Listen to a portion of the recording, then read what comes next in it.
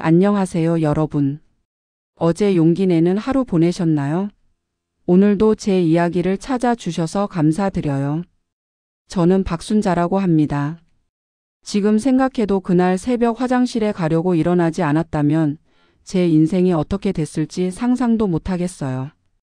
아마 지금쯤 요양원 구석에서 약에 취해 멍하니 앉아 있거나 아니면 이미 이 세상 사람이 아니었을지도 몰라요. 그날은 유독 추운 2월의 새벽이었어요. 전통시장 안에 있는 우리 김치가게 2층 단칸방에서 저는 혼자 살고 있었죠. 남편이 일찍 세상을 떠난 뒤로 30년째 그 자리를 지키며 살았어요. 화장실이 급해서 일어났는데 거실을 지나가다가 부엌에서 나직한 목소리가 들렸어요. 우리 큰딸 지연이었어요. 불도 끄고 어둠 속에서 누군가와 통화를 하고 있더라고요. 처음엔 회사 일인가 싶었죠. 대기업 인사팀 과장이니까 야근도 많고 새벽 전화도 종종 받거든요. 그런데 다음 순간 들려온 말에 저는 그 자리에 얼어붙었어요. 이번엔 확실히 끝내요. 치매 2에서 3단계 진단만 받으면 성년 후견인 신청은 금방이에요. 건물 명의만 넘기면 그 다음은 알아서 하시고요. 제 귀를 의심했어요. 내가 잘못 들었나 싶어서 벽에 바짝 붙어 숨을 죽였죠. 전화 너머로 남자 목소리가 낮게 웃으며 대답했어요. 빚도 갚고 재개발 들어오면 어머니 건물만 팔아도 수십억입니다. 어머니는 요양원에 계시는 게 서로 편하죠. 제 다리가 후들거렸어요. 벽을 짚지 않았으면 그 자리에서 주저앉았을 거예요. 그런데 더 충격적인 건 지연이의 다음 말이었어요. 엄마는 제 말만 믿어요. 우리 착한 큰딸이라면서. 그 믿음 끝까지 이용해야죠. 심장이 멎는 줄 알았어요. 평생 가족만 보고 살았는데 내가 가장 사랑하고 믿었던 딸이 나를 없애려고 계획하고 있다니. 그것도 내 재산을 빼앗기 위해서. 저는 입을 틀어막고 간신히 숨소리를 참으며 방으로 돌아왔어요. 침대에 누워서도 한참을 떨었어요. 분노보다 먼저 찾아온 건 두려움이었죠. 내가 정말로 사라질 수도 있구나. 내 존재가 그렇게 쉽게 지워질 수 있구나. 그런데 시간이 지나면서 오히려 머리가 맑아졌어요. 울고 있을 때가 아니었죠. 다음 날 아침 지연이가 천사 같은 얼굴로 다가왔어요. 엄마 요즘 자꾸 깜빡하시잖아. 혹시 치매 초기일 수도 있으니까 병원 한번 가자. 엄마 재산도 미리 정리해두면 엄마 힘 덜어드릴 수 있어. 얼마나 자연스럽게 연기를 하는지 어젯밤 그 통화를 듣지 않았다면 저도 속았을 거예요. 저는 모른 척 고개를 끄덕였어요. 그래, 우리 지연이 말이 많네. 요즘 정신이 좀 흐릿한 것 같기도 하고. 병원에 따라갔더니 의사가 이상하게도 지연이 눈치만 보면서 질문을 하더라고요. 아, 이미 뒷돈을 받고 짜고 치는 고스톱이구나 싶었죠. 저는 일부러 기억력 테스트에서 몇 개를 틀렸어요. 오늘이 며칠인지 헷갈리는 척, 아까 먹은 아침 메뉴를 기억 못하는 척. 어머니 초기 치매 증상이 보이시네요. 약물 치료를 시작하시는 게 좋겠습니다. 의사의 말에 지연이 얼굴이 환해지는 걸 봤어요. 저는 속으로 생각했죠. 그래, 너희들이 원하는 대로 해주마. 대신 끝까지 가보자. 집으로 돌아온 후 저는 시장에서 20년째 단골인 오영석 할아버지를 찾아갔어요. 전직 강력계 형사셨거든요. 은퇴 후에도 동네 어르신들 무료 법률 상담을 해주시는 분이었죠. 형사 아저씨, 제가 치매인 척하면 저 애들이 더 대담해질까요? 형석 할아버지가 제 이야기를 듣고는 안색이 굳어지셨어요. 순자 씨, 이거 장난이 아니네. 일단 증거부터 모아야 해. 내가 도와줄게. 그날부터 제 인생은 완전히 달라졌어요. 낮에는 치매 노인, 밤에는 탐정이 되었죠. 가게에서 일할 때는 일부러 거스름 돈을 틀리게 주고 같은 이야기를 반복했어요.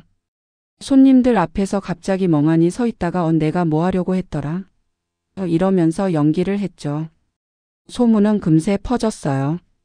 순자네 사장님이 치매 초기라고. 지연이는 점점 대담해졌어요. 일주일에 서너 번씩 찾아와서는 서류에 서명을 받아갔죠. 뭔지도 모르고 서명하는 척했지만 형석 할아버지가 미리 복사해 두라고 하셔서 다 증거로 남겨뒀어요. 어느 날 지연이가 낯선 남자를 데려왔어요.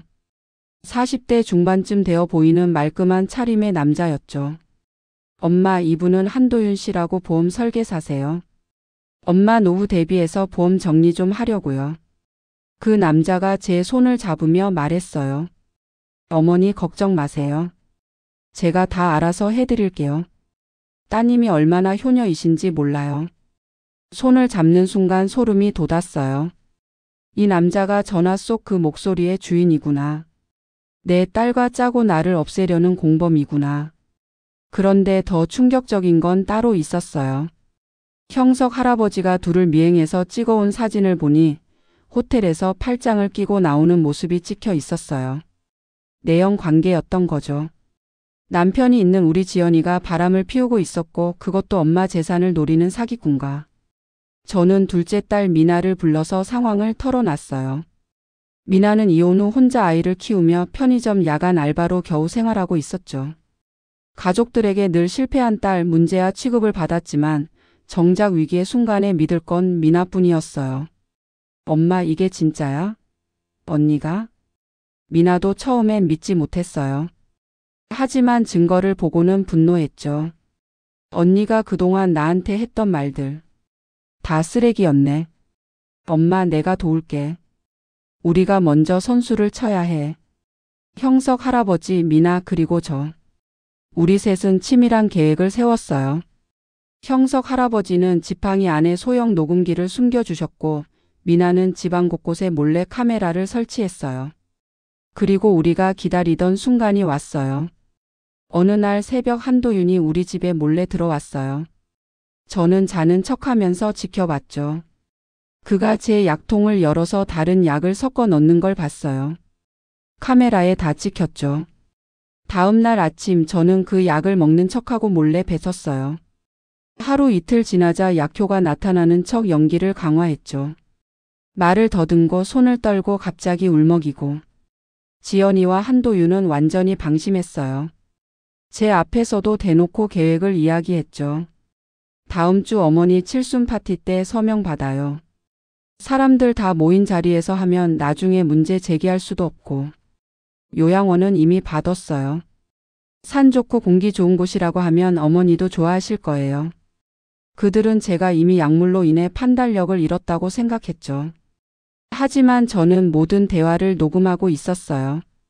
칠순 파티 날이 왔어요. 시장 상가 건물 2층에 마련한 파티장에는 예상보다 많은 사람들이 모였어요. 미나가 내 몰래 초대한 사람들이었죠. 시장 상인들, 단골 손님들, 심지어 요양원 직원과 동네 목사님까지. 지연이가 마이크를 잡고 아름다운 멘트를 시작했어요. 오늘은 저희 어머니 칠순을 축하하는 자리입니다. 그런데 사실 한 가지 더 중요한 일이 있어요. 어머니가 요즘 기억력이 많이 약해지셔서 제가 어머니 재산을 대신 관리하기로 했습니다. 오늘은 그 첫걸음이에요. 사람들이 수군거렸어요. 그때 한도윤이 서류를 들고 나왔죠. 어머니, 여기 서명만 하시면 돼요. 건물 관리며 재산 관리며 다 따님이 해드릴 거예요. 제가 떨리는 손으로 펜을 들려는 순간 형석 할아버지가 일어나셨어요. 잠깐 서명하기 전에 한 가지 확인하고 갑시다. 정말로 어머니가 치매인지 말입니다. 그 순간 미나가 빔 프로젝터를 켰어요. 큰 화면에 영상이 나타났죠. 첫 번째 영상. 한도윤이 우리 집에 몰래 들어와 약통에 약을 섞는 장면. 이 약 먹으면 계속 멍해지실 거예요. 그래야 진단이 잘 나오죠. 두 번째 영상. 병원 복도에서 지연이가 의사에게 봉투를 건네는 장면. 보고서는 꼭 치매 의심으로 써주세요. 그래야 성년 후견인 신청이 가능해요. 세 번째 영상. 호텔에서 지연이와 한도윤이 포옹하며 나누는 대화. 어머니 건물만 내 손에 들어오면 우리 이 동네는 뜨는 거야. 재개발 확정이래. 파티장이 술렁였어요. 사람들의 표정이 경악으로 바뀌었죠. 마지막으로 제가 일어났어요. 그리고 또렷한 목소리로 말했죠. 내가 치매면 어떻게 오늘 이 사람들 다 초대하고 저 증거들을 모았겠니, 지연아? 그 순간 문이 열리고 경찰이 들어왔어요. 형석 할아버지가 미리 신고해 두셨던 거죠. 지연이와 한도윤 그리고 가짜 서류를 만든 브로커까지 현장에서 체포되었어요. 지연이가 수갑을 찬 채로 제게 매달렸어요. 엄마, 나 한 번만 용서해줘. 나도 너무 힘들었어. 남편 사업이 망하고 빚더미에 앉아서. 엄마, 제발. 저는 차갑게 돌아섰어요. 넌 힘들어서 엄마를 버리려고 했지. 난 버림받아도 나 자신은 지키려고 한다. 그 한마디가 내 인생을 바꿨어요. 더 이상 그 아이의 엄마이기를 포기한 순간이었죠. 재판 결과가 나왔어요. 지연이는 살인미수, 사기, 문서 위조 등으로 징역 7년. 한도윤은 공범으로 징역 8년. 가짜 진단서를 써준 의사도 의사면허 취소에 집행유예를 받았죠. 지연이 남편은 이혼 소송을 냈어요. 회사에서도 당연히 해고되었고요. 한순간에 모든 걸 잃었죠. 저는 단 한 번도 면회를 가지 않았어요. 미안하다는 편지가 수십 통 왔지만 한 통도 읽지 않고 태웠어요. 그 일이 있고 나서 저는 많은 걸 정리했어요. 시장 건물은 그대로 두고 김치가게는 규모를 줄여서 미나와 함께 운영하기로 했죠. 순잔의 국밥 앤드 김치집이라는 새 간판을 달았어요. 미나가 낮에 일하고 저는 저녁에 일해요. 서로 아이도 돌보고 가게도 돌보면서 사는 거죠. 벽에는 우리 세 식구 사진이 걸려 있어요. 미나, 손녀 그리고 저.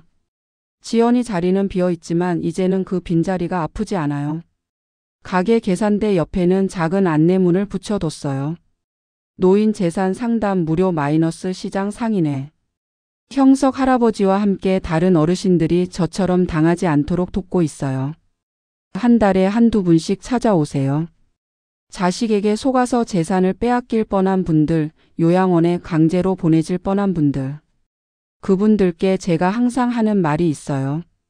자식이라고 다 믿으면 안 돼요. 사랑하되 경계하세요.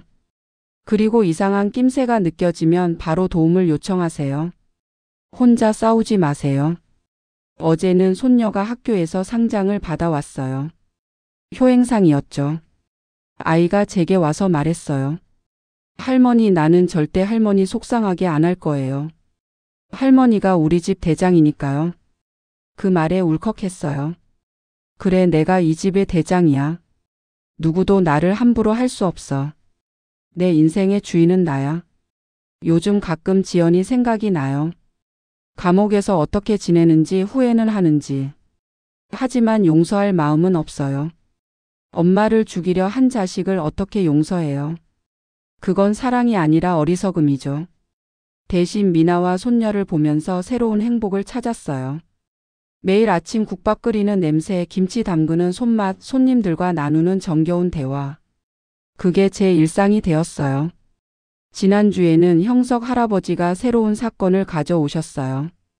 80대 할머니가 아들 부부에게 속아서 전 재산을 날릴 뻔했다고요. 우리가 나서서 도왔죠. 녹음기 설치하고 증거 모으고 경찰에 신고하고.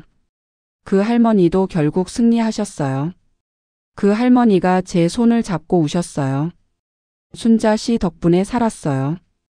정말 죽을 뻔했어요. 그때 깨달았어요. 내가 겪은 이 아픔이 헛되지 않았구나. 다른 사람을 구하는 힘이 되었구나.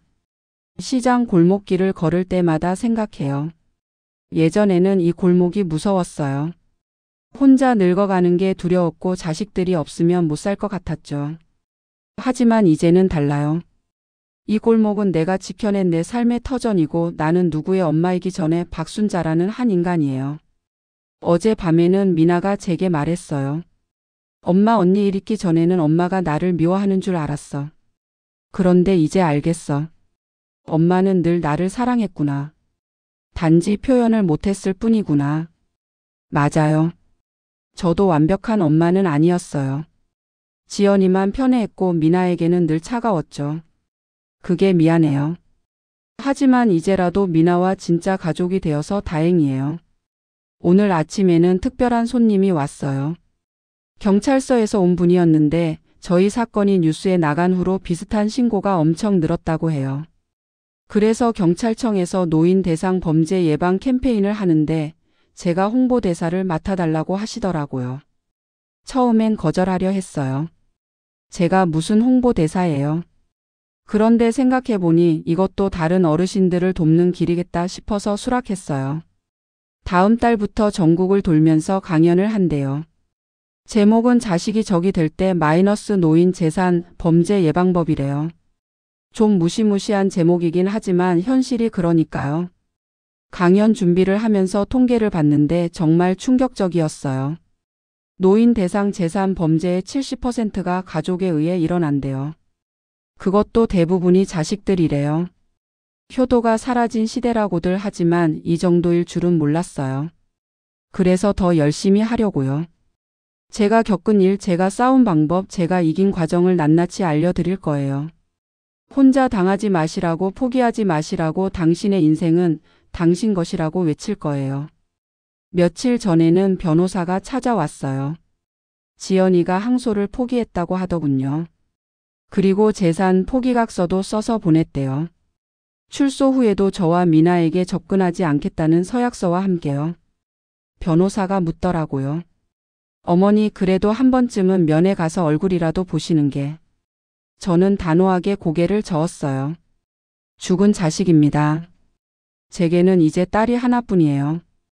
가혹하다고요? 아니에요. 이게 제가 살아남는 방법이에요. 용서라는 이름으로 다시 당할 수는 없어요. 요즘 새벽에 가끔 그날 생각이 나요. 화장실 가려고 일어났다가 지연이 통화를 들었던 그 새벽. 만약 그날 듣지 못했다면? 만약 그냥 넘어갔다면? 생각만 해도 소름이 돋아요. 하지만 이제는 두렵지 않아요. 오히려 감사해요. 그 일로 제가 얼마나 강한 사람인지 알게 됐으니까요. 나이 70에 새로운 나를 발견했으니까요. 손녀가 가끔 물어요. 할머니, 큰 이모는 언제 와요? 그럴 때마다 이렇게 답해요. 큰 이모는 멀리 갔어. 다시는 안 올 거야. 하지만 우리는 잘 살 거야. 아이도 이제는 더 묻지 않아요. 엄마와 할머니가 행복한 걸 아니까요. 어제는 미나가 새로운 계획을 들고 왔어요. 국밥집을 프랜차이즈로 만들자고요. 레시피도 특별하고 스토리도 있으니까 충분히 가능하다고요. 엄마, 우리 진짜 대박 날 수도 있어. 전국에 순잔의 국밥집이 생기는 거야. 웃음이 났어요. 그래, 꿈은 크게 갖는 거지. 70에도 새로운 도전을 할 수 있는 거지. 오늘도 국밥 냄새가 솔솔 나는 가게에서 손님들을 맞아요. 다들 제 이야기를 아시는 분들이라 응원을 많이 해주세요. 순자 사장님, 정말 대단하세요. 그 나이에 그런 용기를 내다니. 덕분에 저도 정신 차렸어요. 그런 말을 들을 때마다 뿌듯해요. 내가 단순히 피해자로 끝나지 않고 누군가에게 희망이 되었다는 겨. 형석 할아버지는 요즘도 매일 오세요. 국밥 한 그릇 드시면서 새로운 사건 소식을 전해주시죠. 우리 동네 히어로예요. 은퇴했어도 형사는 형사인가 봐요. 지난주에는 이런 말씀을 하시더라고요. 순자 씨, 당신이 진짜 용감한 거 알아요? 보통 사람들은 자식한테 당하면 그냥 참아요. 창피해서 또는 그래도 자식인데 하면서. 근데 당신은 달랐어. 그게 진짜 용기야. 그 말이 위로가 되었어요. 맞아요. 저는 용감했어요. 그리고 앞으로도 용감할 거예요. 내일은 손녀 학예회가 있어요. 할머니 자랑하기 시간에 저 이야기를 한대요. 우리 할머니는 영웅이에요 라는 제목으로요. 좀 쑥스럽지만 기대도 돼요. 미나는 요즘 연애를 시작했어요. 시장에서 정육점 하는 총각인데 착하고 성실해 보여요. 저한테 인사도 왔어요. 어머니, 미나 씨와 진지하게 만나고 싶습니다. 허락해 주세요. 젊은이가 예의도 바르고 좋더라고요. 미나도 행복해 보이고요. 그래, 이제 미나도 행복할 차례야. 가끔 밤에 혼자 있으면 남편 생각이 나요. 살아있었으면 이 일을 어떻게 받아들였을까? 아마 지연이를 때려 죽이려 했겠죠. 성격이 불같은 사람이었으니까. 하지만 또 생각해요. 남편이 있었어도 이런 일이 일어났을까? 모르죠. 어쩌면 저 혼자였기 때문에 지연이가 절 만만하게 본 건지도 몰라요. 그래도 후회는 없어요. 혼자서도 충분히 이겨냈으니까요. 오히려 자랑스러워요. 요즘 제일 행복한 시간은 저녁에 가게 문 닫고 미나 손녀와 함께 집에 가는 길이에요. 손녀가 학교 이야기를 제잘제잘하고 미나가 낮에 있었던 일을 이야기하고 저는 그냥 듣기만 해도 좋아요. 이게 진짜 가족이구나. 서로를 지켜주는 사람들. 재산 때문이 아니라 진심으로 함께하는 사람들. 어제는 꿈을 꿨어요. 지연이가 어렸을 때 모습으로 나타나서 엄마 미안해라고 하는 꿈이었어요. 깨고 나서 눈물이 났어요. 그래도 용서할 마음은 없지만 어린 시절의 그 아이는 그리워요. 하지만 과거는 과거예요. 저는 현재를 살아가야 해요. 미나와 손녀와 함께하는 현재를 제가 지켜낸 이 삶을 열심히 살아가야 해요. 내년에는 제주도 여행을 가기로 했어요. 미나, 손녀 그리고 저. 3명이서 비행기 타고 가는 거예요. 70평생 처음 타는 비행기예요. 무섭기도 하지만 설레요. 손녀가 그러더라고요. 할머니 제주도 가서 맛있는 거 많이 먹어요. 할머니가 제일 예쁜 옷 입고 사진도 많이 찍어요. 그래 이제 나를 위해 살 거야. 예쁜 옷도 입고 맛있는 것도 먹고 가고 싶은 곳도 가고. 형석 할아버지가 그러셨어요. 순자 씨 인생 이제 시작이에요. 70이 뭐예요? 80, 90까지도 씩씩하게 삽시다. 맞아요. 이제 시작이에요. 지연이 때문에 무너질 뻔했지만 오히려 더 강해졌어요. 더 단단해졌어요. 오늘 아침장 보러 가는 길에 동네 어르신 한 분이 저를 불러 세우셨어요. 순자 씨, 우리 아들이 요즘 자꾸 재산 이야기를 하는데 뭔가 수상해요. 어떻게 하면 좋을까요? 제가 명함을 드렸어요. 형석 할아버지 연락처가 적힌 명함이요. 여기 전화하세요. 혼자 고민하지 마시고요. 그리고 절대로 서명부터 하지 마세요. 뭐든 천천히 신중하게. 그 어르신이 고맙다고 하시며 가셨어요. 또 한 분을 구할 수 있을지도 모르죠. 저는 이제 두렵지 않아요. 누가 절 속이려 해도 해치려 해도 저는 싸울 수 있어요. 그리고 이길 수 있어요. 왜냐하면 저는 박순자니까요. 누구의 엄마이기 전에 당당한 한 인간 박순자니까요.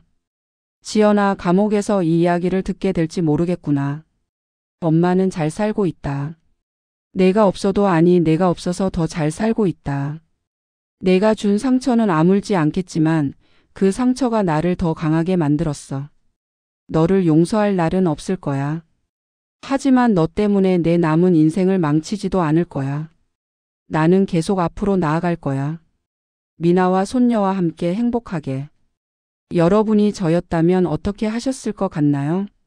자식을 용서하셨을까요? 아니면 저처럼 단호하게 끊으셨을까요? 여러분 주변에도 이런 일이 있었나요? 마지막으로 여러분 오늘 제 이야기를 들어주셔서 정말 감사드려요. 앞으로도 제 경험이 더 많은 분들에게 도움이 될 수 있도록 열심히 활동하겠습니다. 여러분 용기 내서 행복하세요.